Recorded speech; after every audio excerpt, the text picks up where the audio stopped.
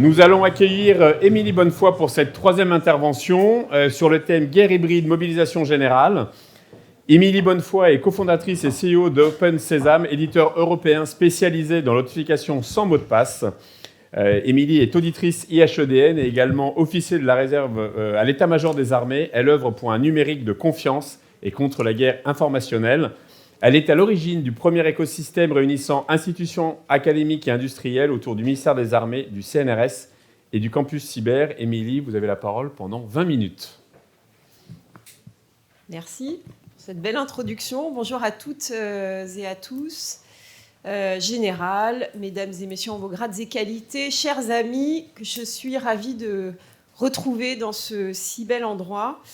Bertrand, je ne te vois pas, mais merci pour cette invitation à venir vous parler autour du lien armée-nation qui m'est évidemment extrêmement cher pour les raisons que je vais développer avec vous pendant ces 20 prochaines minutes et qui me donne l'occasion de rendre hommage à un homme extraordinaire que j'ai eu la chance de servir à l'état-major des armées, le général Thierry Burkhardt, qui a de façon assez exceptionnelle développé ce concept de guerre hybride et qui est également très attaché à ce lien armée-nation.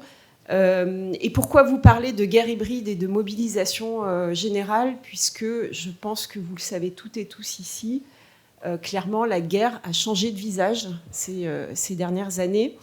Et je voudrais démarrer mon propos par deux lectures de cet été, comme mes prédécesseurs dans les tables rondes.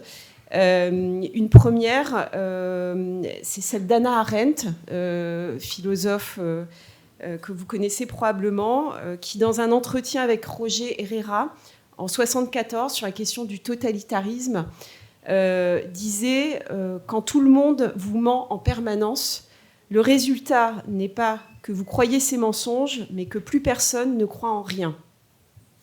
Un peuple qui ne peut plus rien croire ne peut plus se faire une opinion. Il est privé non seulement de sa capacité d'agir, mais aussi de sa capacité de penser et juger.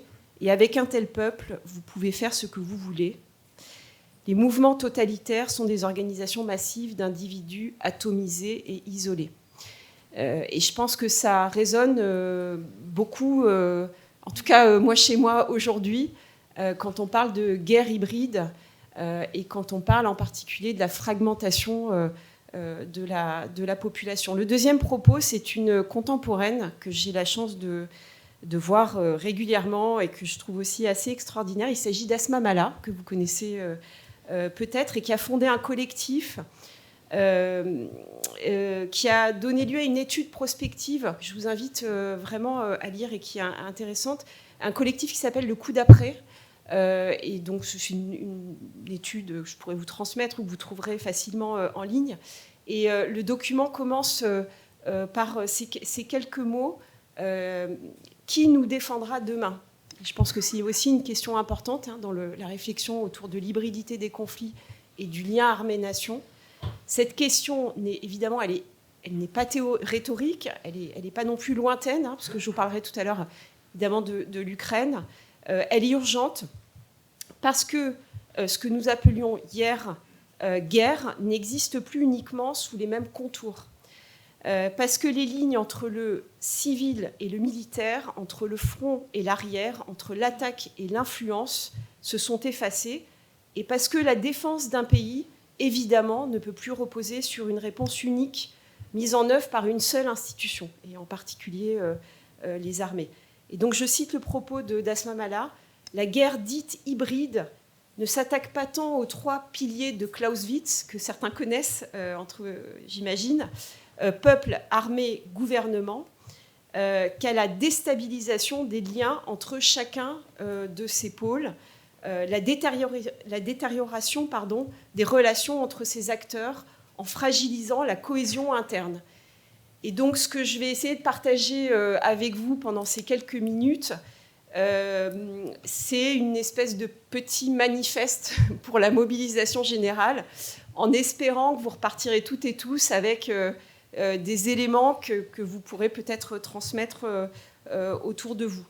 Alors, peut-être, je vais démarrer mon propos par une définition un peu générale et bateau de ce qu'est la guerre hybride, pour ensuite vous parler un peu plus des guerres contemporaines, et en particulier de la bataille dans le champ des perceptions, dans lequel le cerveau en tant que tel est devenu un espace de conflictualité. Ensuite, je ferai une petite incise et je vous parlerai de Marc Bloch, que certains connaissent peut-être. Et puis, enfin... qu'est-ce qu'on peut faire pour survivre à tout ça et comment effectivement on peut raviver ce lien armée-nation. J'espère que je ne serai pas trop longue, hein, j'ai un time clipper. Je regarde par là. Ok. Donc un conflit hybride, très rapidement, c'est un conflit qui combine évidemment de manière coordonnée et souvent simultanée des moyens militaires conventionnels, mais aussi irréguliers, asymétriques, diplomatiques, économiques. Hein. Tout à l'heure, on a entendu parler d'actions de guerre économique, informationnelles et cognitifs. Je reviendrai dessus tout à l'heure parce que c'est un pan vraiment important. Et donc, ça rend très complexe l'environnement stratégique et sociétal. Donc, la grille de lecture, les frontières sont brouillées. Et finalement, c'est une stratégie globale que nos compétiteurs et nos adversaires mettent aujourd'hui, et même pour certains depuis très longtemps, hein, je pense en particulier à la Chine et à la Russie, qui va chercher à exploiter évidemment les vulnérabilités politiques. On a un très bel exemple avec les têtes de cochon. Voilà, alors, le parquet est en train d'enquêter, mais il y a quand même des petits signes qui montrent qu'avant la dissolution et dans un contexte de manifestation, voilà, il y a des signaux qui montrent qu'a priori, il y a des éléments qui pourraient s'assimiler à une forme d'ingérence. Donc exploiter ces vulnérabilités politiques, sociétales, culturelles, et puis technologiques, puisque évidemment, et le général Vatanguard en parlera tout à l'heure, hein, le numérique, le cyber accélère tout ça. Tout en restant souvent, et ça c'est aussi intéressant, sous le seuil d'une guerre déclarée formellement, si bien qu'on ne sait plus trop si on est en guerre ou pas en guerre. Donc cette guerre hybride, elle s'appuie sur une multiplication en fait, des registres d'action avec des forces régulières et puis des forces non conventionnelles, des cyberattaques, des manipulations d'informations, des opérations psychologiques, tout ça en même temps pour déstabiliser, désorganiser durablement une société ou un État cible, ou un ensemble d'États. Hein. Aujourd'hui, cette espèce de cabale contre l'Occident, elle illustre cette somme d'actions. Et dans ce cadre-là, ce qu'on appelle aujourd'hui la guerre cognitive a une place centrale. Donc elle va cibler directement, enfin elle vise à agir directement sur des mécanismes de pensée, la perception, enfin ce qu'on appelle le champ de la perception, la conscience de la situation, et puis cette capacité qu'ont les individus de prendre de la hauteur et de faire collectif, de faire nation.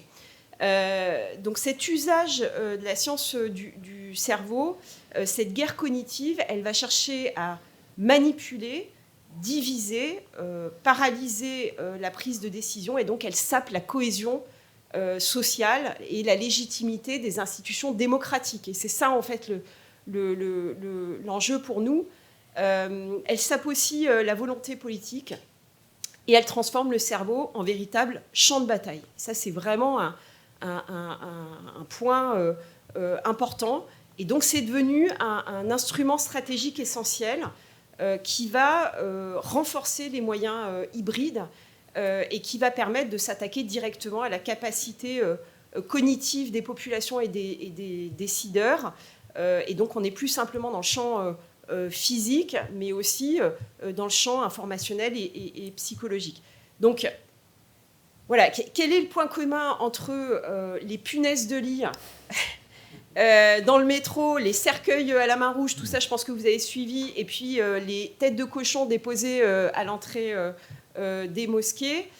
dans un contexte d'agitation sociale, c'est ce point commun d'aller chercher tout ce qu'il y a de plus épidermique dans le fonctionnement de l'individu. Et donc dans ce contexte-là, l'armée, enfin le lien fort entre la nation et l'armée est évidemment très important, puisque ces menaces diffuses, difficiles à palper, en fait, elles doivent être combattues dans différents champs, et c'est ce que je vais partager avec vous. Je vais revenir un peu sur ce concept développé par le général Burkhardt, donc des guerres multidomaines, du retour à la haute intensité, on en parlait juste avant, et puis la désinhibition des puissances qui en fait vont utiliser n'importe quel moyen pour nous déstabiliser, et en particulier le champ informationnel. Et ce point qui est important, qui est l'importance pour les sociétés démocratiques de percevoir, de comprendre et de soutenir cet effort. Donc, je vais citer quelques propos que j'ai trouvé assez intéressants dans différentes interventions du général. La guerre ne se joue plus uniquement sur les champs de bataille. Chaque poste sur les réseaux sociaux, tout cela est observé. Donc, c'est aussi la guerre dans le champ des perceptions et le brouillage entre les lignes. Donc, la guerre ne concerne pas seulement l'armée ou les armées, elle concerne la nation tout entière, et en particulier l'esprit de défense que vous citiez tout à l'heure à juste titre, et au-delà du triptyque paix, crise, guerre, sur lequel on a vécu depuis la fin de la guerre froide, la grille de lecture stratégique maintenant qu'on essaie de mettre en place tourne autour de compétition, contestation, affrontement. De fait, la phase de compétition est permanente. Et donc pour les armées, il y a cet impératif, cette obligation de s'adapter tout le temps. Et c'est réussir à imposer sa volonté à l'adversaire dès la phase de compétition. Vous avez peut-être aussi entendu cette expression « gagner la guerre avant la guerre ». Expression que moi je trouve assez extraordinaire, parce que je trouve aussi qu'elle casse les codes traditionnels de l'armée. Allez, c'est parti, on prend le fusil et on y va. Dans une société qui a été très alimentée par mai 68, etc., je trouve ça intéressant de diffuser ce message, gagner la guerre avant la guerre. Donc éviter la guerre et quelque part, dans cette phase de compétition, montrer à l'adversaire, au compétiteur, qu'on est plus fort et qu'il n'a pas intérêt à passer à l'étape supérieure. Et tout à l'heure, j'évoquais Marc Bloch. Pourquoi ? Parce que donc Marc Bloch, qui en 1940 en fait analysait la défaite de nos armées, et en particulier la défaite intellectuelle et cette faillite justement du lien armée-nation qu'en fait, en quelques mots, lui, il explique par une forme de rigidité, il appelle ça la myopie stratégique, et l'absence de communication entre l'État, l'armée et le peuple, et cette forme de fracture qu'il y a eu finalement entre les armées et la population, qui fait que justement cette mobilisation générale, elle a été un peu plus compliquée que prévu. Et ça, c'est un enseignement qui peut être intéressant aujourd'hui dans la réflexion sur le fait de raviver le lien armée-nation, c'est de se dire effectivement comment on consolide ce lien entre l'armée et la nation. Alors il y a des éléments centraux, et notamment le fait de développer un esprit national lucide, mobilisé et capable de comprendre la réalité des menaces. Donc, peut-être pour citer les propos de Marc Bloch, je ne vais pas vous citer tout le bouquin, je vous rassure, mais même si c'est un très beau livre, les Allemands ont fait une guerre d'aujourd'hui sous le signe de la vitesse, si bien qu'au vrai, ce fut deux adversaires appartenant chacun à un âge différent de l'humanité qui se heurtèrent sur nos champs de bataille. Mais c'est nous, cette fois, qui jouions les primitifs. Voilà, donc je trouve que c'est un message intéressant pour dire, aujourd'hui, ne jouons pas les primitifs, ayons une longueur d'avance et rétablissons ce lien pour que finalement, chaque individu de la société s'approprie ces sujets-là. Voilà, j'en viens à mon quatrième point, qui est celui du lien armée-nation comme condition de survie. C'est-à-dire, je regarde l'heure, hein, parce que vraiment, je suis très bavarde. Je regarde aussi, vous inquiétez. Je regarde aussi, vous inquiétez pas. Ok, génial, merci. Ouais, vous me coupez la chic, hein, si c'est nécessaire, il n'y a pas de problème. Voilà, moi je vais évidemment vous parler d'un peuple, hein, parce que évidemment, je vais vous parler de l'Ukraine, qui est aujourd'hui un modèle, une population, modèle de population résiliente et qui est un modèle aussi malheureusement de guerre hybride et qui montre que on peut créer un lien extrêmement fort à partir du soutien, de la résilience et de la confiance justement entre l'armée et la nation. Et donc je vais vous donner peut-être quelques exemples qui illustrent ça. Donc cette résistance ukrainienne, alors je vais vous donner des exemples très concrets parce que en fait en Ukraine aujourd'hui, là maintenant depuis quelques années, on l'a dit, hein, ingénieurs, informaticiens, enseignants, artistes, il n'y a pas très longtemps sur France Inter, j'entendais qu'il y avait même des conteurs qui venaient justement raconter des histoires aux enfants qui ont souvent vu leur père partir sur le front. En fait, la défense territoriale, elle mobilise un ensemble de bénévoles civils, à la fois sur le volet logistique, les secours, la surveillance. Il y a tout un tas d'applications qui ont émergé. Donc, on parlait également d'innovation, mais des entreprises qui développent des applications, des logiciels en soutien à la fois aux armées, mais aussi à la population, et qui illustre justement cet effacement entre la frontière, entre le front et l'arrière, hein, si je puis dire. Évidemment, l'Ukraine défend son espace informationnel, donc il y a tout un tas de campagnes de contre-propagande et d'information qui sont menées par des journalistes bénévoles, des influenceurs, des simples citoyens qui justement contre cette forme de guerre hybride sur les réseaux sociaux. Il y a toute une économie aussi qui s'est adaptée à la guerre. Donc on a des entreprises qui se sont vraiment reconverties et qui œuvrent là, qui deviennent des vraies machines au service de la production industrielle. Pour vous donner un ordre d'idée, il y a 4,5 millions de drones qui ont été produits en 2025, hein, à peu près par des sociétés ukrainiennes, des gilets pare-balles produits localement. Le secteur numérique, évidemment, est extrêmement mobilisé sur la partie cyber. Je ne sais pas si certains d'entre vous ont entendu parler de l'IT Army of Ukraine, qui est un groupe de volontaires et de spécialistes qui mènent des opérations cyber offensives et de protection. Et puis, une mobilisation artistique et culturelle. Donc, on parlait tout à l'heure du cerveau humain qui est devenu un espace de conflictualité. Donc, il y a vraiment cette réflexion aussi autour du bien-être de la population. Tout à l'heure, on parlait justement des coupures d'électricité. Une des vocations, un des objectifs, un des effets recherchés en coupant l'électricité, donc le chauffage dans les habitations, etc. C'est aussi de saper le moral, évidemment, de la population. Et donc, on voit des concerts caritatifs, des initiatives pour maintenir vraiment l'éducation. Donc, l'école est faite aussi dans des zones qui sont protégées, je pense en particulier à Kiev.